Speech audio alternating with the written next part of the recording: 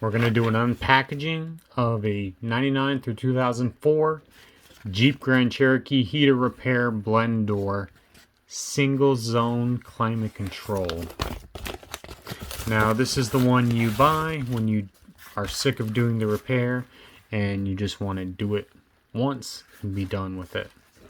So as you can see, one side has a rounded off hole.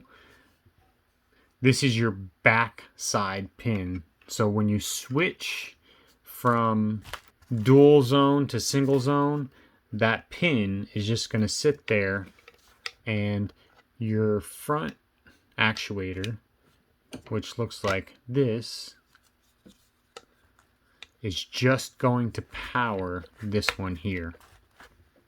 Boom, boom, boom. So hope that clarifies some things. I think that should actually go in that way because it fits better like that. So this is a pretty solid fix here, I would say. Looks pretty nice, feels pretty nice. So I would definitely suggest spending the few extra bucks to get the nice aluminum one. Comes with some nice strong foam. You've got some nice welds there. Your pin that should last you forever.